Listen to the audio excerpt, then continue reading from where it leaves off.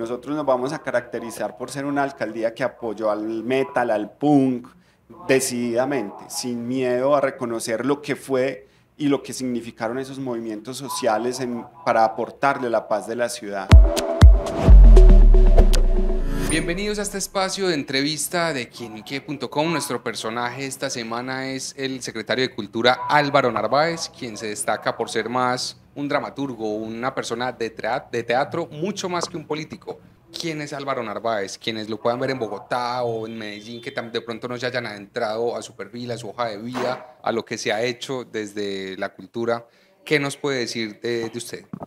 Bueno, yo soy un estudiante de teatro en la Universidad de Antioquia, egresado de la Universidad de Antioquia, especialista en artes de la universidad, y todo el tiempo me dediqué a pensar cómo construir una escena alternativa en la ciudad, un teatro que hiciera otras propuestas diferentes, y siempre me dediqué a la dirección, a la producción escenográfica, aparte también de producir audiovisual, de integrar tecnologías a la escena teatral. Mis obras se han caracterizado por eso, siempre muy con preguntas por la cultura, por las problemáticas sociales, como el enfrentamiento entre las barras de fútbol, cuando hicimos Tribuna Capuleto, lo femenino, la guerra en Colombia, o Espectral, que es una pregunta que me hice en el 2011 sobre cómo van a ser las relaciones virtuales en los humanos, y hoy lo que estamos viendo es con las AI tienen que ver con eso. Me dediqué también a ser un activista social y cultural, fui presidente del Consejo de Teatro, del Consejo de Cultura, defensor del televidente de Teleantioquia, que siempre quise que las personas como yo, que no habíamos tenido oportunidades y que veíamos también un poco una cultural en la ciudad, pues tuviéramos un escenario, un espacio, y eso también ha sido como la apuesta de hacer visible un montón de cosas de la ciudad y de los barrios, de los artistas que están emergiendo, y por eso hay muchas líneas que nosotros hemos creado aquí que tienen que ver con esas preguntas que nos hacíamos desde ese espacio y que muy pocas veces eran escuchadas. Yo creo que hoy escuchamos mucho a la ciudadanía. Muestra de eso son la decisión de las 21 comunas y corregimientos de Medellín de votar el presupuesto participativo en cultura más alto de la historia, pero no estoy hablando de 500 millones de pesos más alto, estoy hablando de duplicar y triplicar al 240% el recurso de presupuesto participativo, donde las comunidades, más de 40.000 personas votaron, y este año 2023 vamos a tener una ejecución de 36.000 millones de pesos por decisión de la ciudadanía, porque es llegar a esos territorios y es buscar esa actividad. Soy un soñador, me gusta la fotografía, me gusta viajar mucho, recorrer, estuve muy involucrado con programas de televisión de medio ambiente, de cultura, y también viendo el teatro como una opción no solamente de creación, sino como un lugar donde convive toda una sociedad. Álvaro, en una ciudad tan politizada como Medellín, donde se están acostumbrados a que los cargos los ostentes personas que tienen mucha trayectoria política, para algunos causó mucho malestar que llegara un dramaturgo, alguien de teatro, a un cargo tan importante como la Secretaría de Cultura. ¿Qué le responde ahora usted, ya finalizando este gobierno? Porque usted está, si no estoy mal, desde el día uno de la gobernación de Quintero. Y bueno, ¿qué responderle a esa gente que dice que por qué pusieron a una persona de teatro y quizás no a alguien con más experiencia política? Pues precisamente eso es lo que hemos logrado, que hoy los recursos, por ejemplo, de las salas abiertas sean los más altos de la historia, que los artistas de calle tengan un escenario y tengan recursos y dignificación de su proceso, porque venimos con transparencia y tranquilidad a reconocer que había una deuda histórica de escuchar a los sectores más populares del arte y la cultura de Medellín, que fueron los que transformaron realmente. Nosotros nos vamos a caracterizar por ser una alcaldía que apoyó al metal, al punk, decididamente, sin miedo a reconocer lo que fue y lo que significaron esos movimientos sociales para aportarle la paz de la ciudad. Eh, no, yo siempre les he dicho con argumentos a nuestros detractores políticos que aquí estamos es haciendo, escuchando, recorriendo los barrios. Yo no paro de ir a todos los barrios de Medellín y ver cómo la gente hoy vibra y emociona cultura. Y les doy un dato. La ciudad más pacífica por un 49% en la historia desde que se tienen registros de violencia en Medellín se debe a toda una estrategia precisamente de no politizar los espacios culturales, sino incluso dejar que la crítica que nos hagan desde los sectores sea bien recibida, escuchada, y en algunos casos, pues eso también ayuda a construir, digamos, la gobernanza.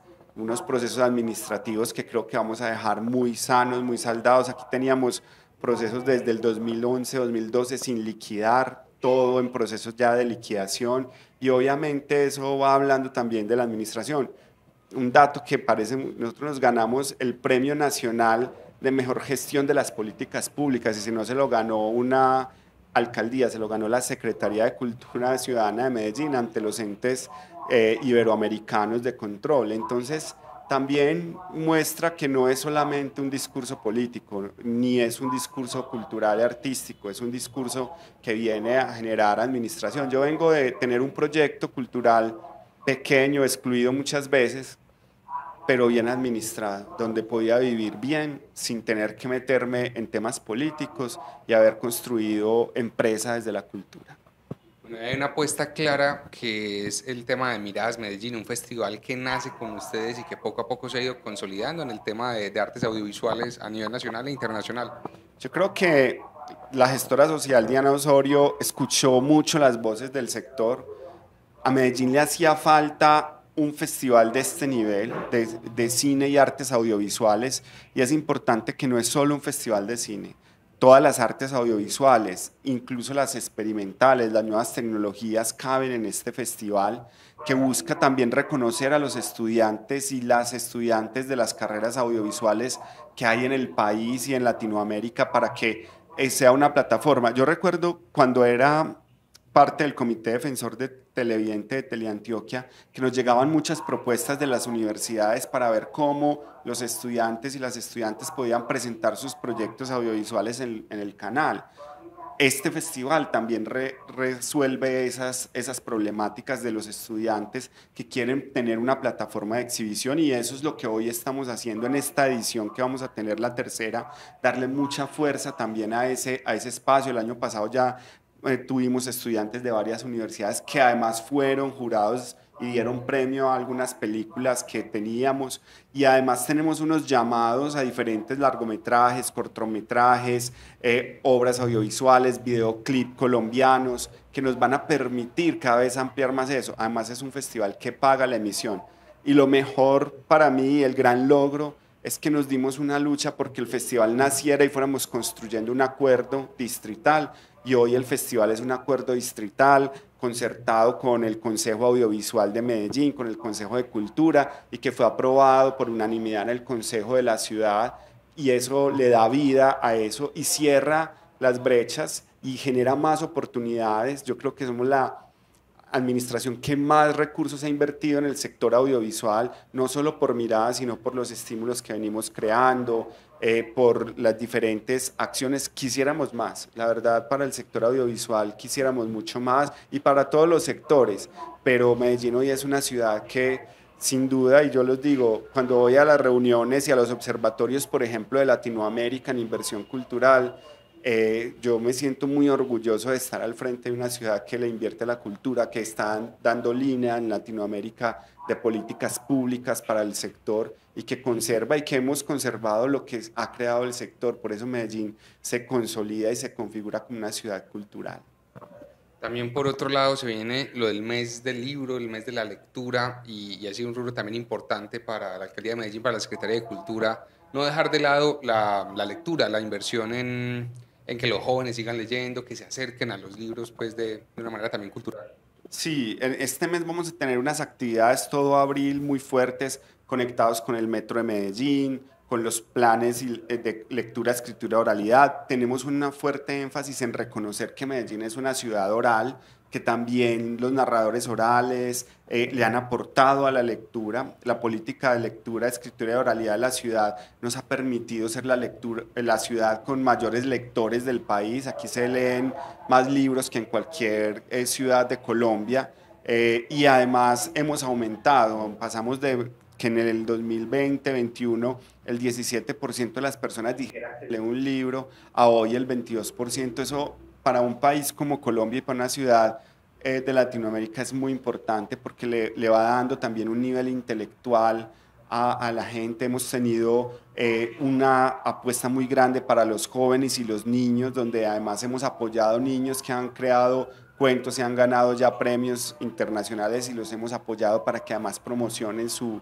actividad. Creamos una línea que nos deja muy contentos, una línea en estímulos que se llama escritor-editor. Y eso no pasaba en la ciudad. Aquí había muchos escritores que sacaban un librito o un libro y lo podían sacar en una sola edición, con amigos, apoyándose, reuniendo de sus otros trabajos, y creamos esa línea para que esos libros de poesía, de dramaturgia, pudieran ser publicados. Por eso vamos a terminar publicando seguramente más de 40 libros en esta administración, y eso parece como un número normal para una ciudad, pero que sea todo impulsado con recursos públicos es muy importante. Además genera una cadena en la cadena del libro, buscando además también todo ese ecosistema. Creamos las librerías digitales, donde hoy pueden entrar a ver las librerías independientes. Le dimos a las librerías también estímulos para que hicieran una programación alterna y la gente fuera a escuchar cantautores, recitales de poesía y mapas donde están las librerías independientes, bueno, y todo lo que son los eventos del libro, con los días del libro, Parada Juvenil de la Lectura, la fiesta del libro, que además después les doy la noticia de cómo va a ser este año, porque va a ser polémica. Bueno, estaremos atentos a esa información. Por otro lado, recuerdo mucho que de esas convocatorias de microcuentos, incluso de niños, han salido cosas muy interesantes. Una de ellas estremecedora, que era, si no recuerdo, El monstruo del cuarto, que se hizo muy viral por lo tenaz que es esa narración que hizo ese joven. Con él hablamos, él fue invitado al Festival de La Habana del libro, y hicimos un esfuerzo desde la alcaldía para que él pudiera ir a ese festival con su mamá, y apoyamos ese proceso. Eso busca también dinamizar y darle posibilidades. Un niño que hablé con él y todo el mundo le preguntó, no, es que eso le está pasando. La mamá se asustó por el cuento y dijo, no, es que son historias que yo escucho muchas veces en el colegio. Yo le regalé aquí en esta oficina una colección completa de William Shakespeare, porque quien lee un libro, quien se conecta con eso, pues hay que apoyarlo y tener siempre eso fuerte. Yo recuerdo que mi mamá es licenciada en español y literatura, y yo creo que parte de lo que soy como persona se le debo a que, que ella estudiaba leyéndome esos libros y esa literatura universal, y eso se le va quedando a uno y se va volviendo uno un lector de la vida y un lector de los libros. Y hablando de libros, se están robando todavía los libros de Medellín, se están desapareciendo y hay algunos que llevan que hasta 16 años perdidos. Los libros en las bibliotecas suelen perderse.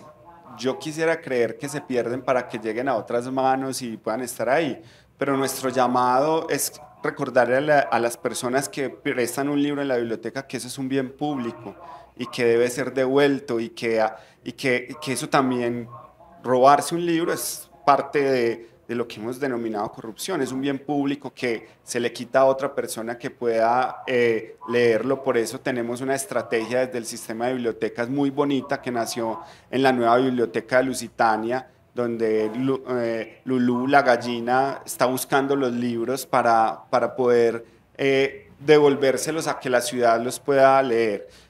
Invitar a la ciudadanía a que devuelva los libros. Nuestro sistema de bibliotecas tiene algo muy interesante, y es que si tú prestas un libro en San Cristóbal, pero te fuiste a vivir a Santa Elena, puedes ir a la biblioteca de Santa Elena y allí devolverlo sin ningún problema. Todo el sistema está conectado, donde si tú prestas en una biblioteca puedes devolverlo en otra. Hasta los recogemos muchas veces porque hay personas que de pronto dicen, no, yo lo tengo aquí, pero no tengo tiempo de devolverlo. Entonces también tenemos estrategias para recuperar esos libros. ¿Cuántos libros hay perdidos en este momento en Medellín aproximadamente? Más que perdidos, tenemos una cifra de 17.000 libros que están flotantes en la ciudad. Es difícil definir cuáles están perdidos. Pues sabemos que hay algunos que llevan más de 17 años, 14 años, que ya no han vuelto, pero puede que vuelvan. Entonces, lo que tenemos es en este momento más o menos 17.500 libros flotantes en la ciudad, rodando por la ciudad. Es un buen número para que la gente creemos que la gente los está leyendo, compartiendo y trabajando con ellos. Y algo positivo, y lo decía usted, en la ciudad hay una red de muchas bibliotecas y parques bibliotecas. Esto viene desde el gobierno de Sergio Fajardo, que eso se le puede dar como loable, pero también dejo algo negativo y es la Biblioteca España, que tanto nos duele a todos los antioqueños.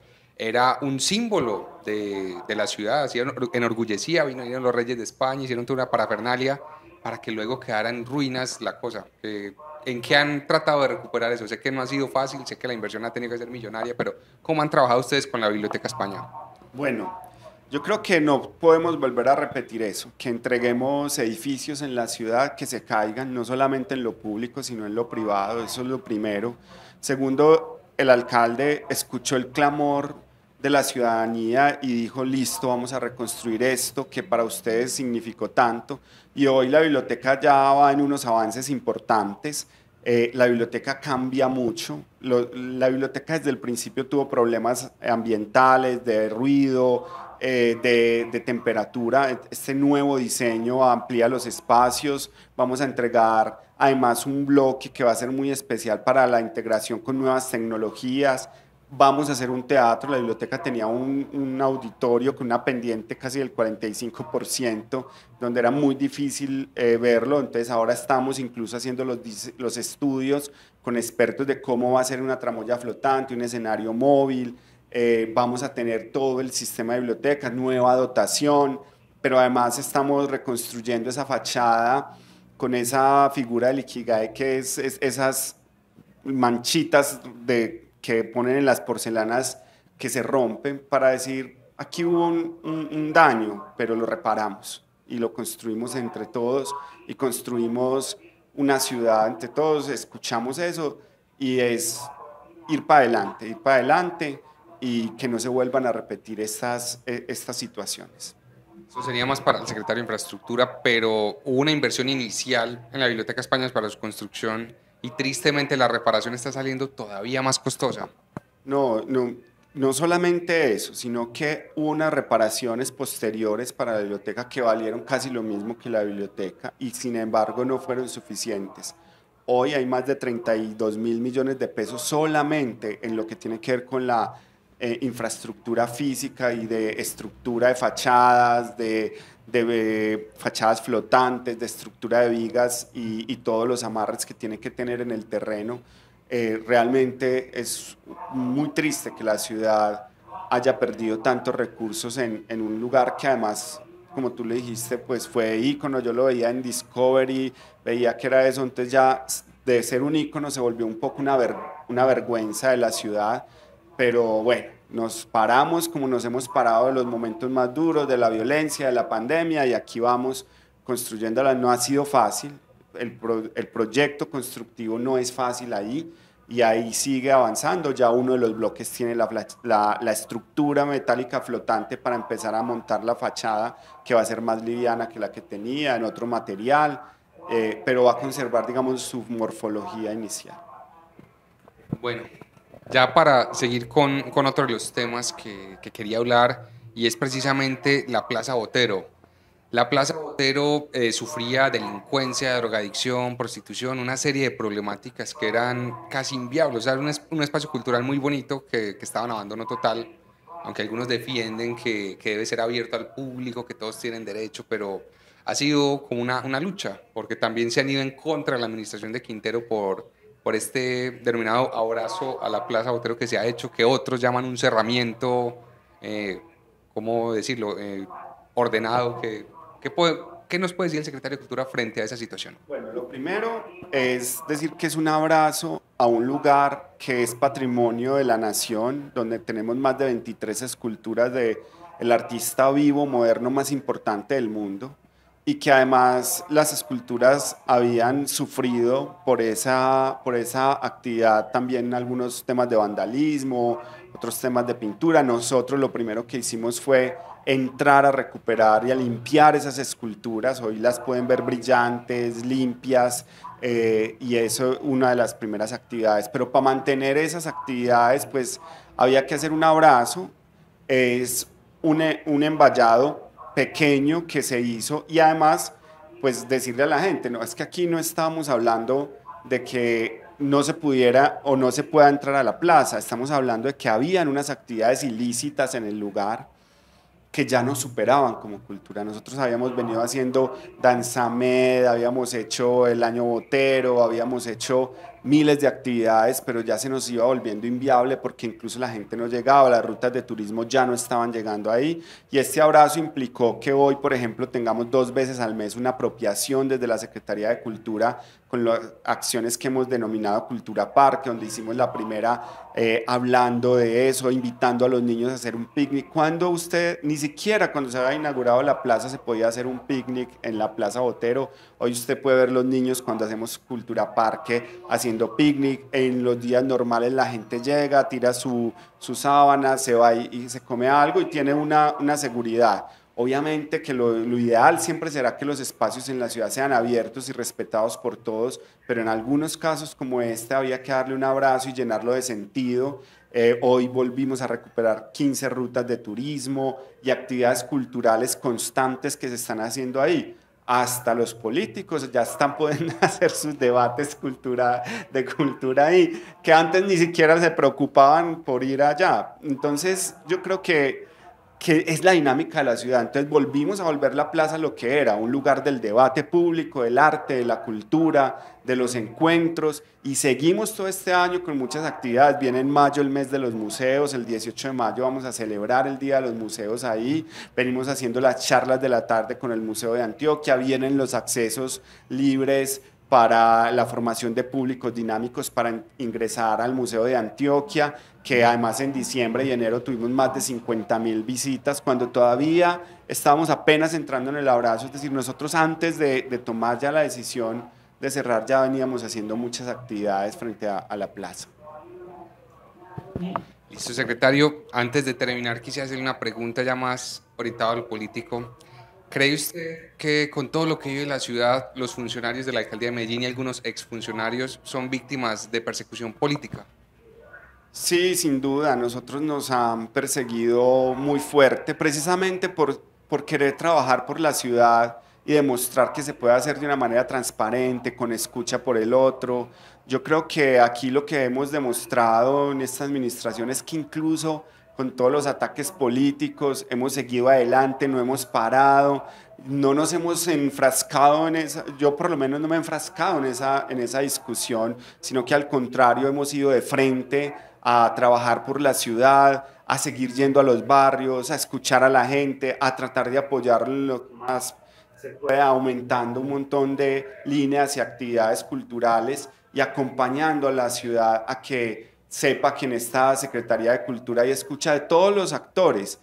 A muchos que dicen que no los escuchamos, yo estoy esperando que lleguen a las reuniones, que los citamos en algunos momentos, pero también nos hemos encontrado con ellos en la calle, mirándonos a los ojos y nos hemos podido decir, estamos trabajando por la ciudad, vamos a construirla juntos. Hoy estamos a puertas de entregar este año el Plan Decenal de Cultura y esa discusión hoy es muy importante y estamos teniendo a todos los actores en cuenta. Ahí hay voces de todos los sectores, los que quieren o no quieren esta administración, pero la ciudad se construye entre todos y para pensar en un futuro hoy que somos distritos de ciencia, tecnología e innovación. Listo, secretario. Gracias por estar aquí en esta edición de Quenique.com. A todos ustedes que disfrutaron de este espacio, espero les haya gustado y para ustedes habló David Trujillo.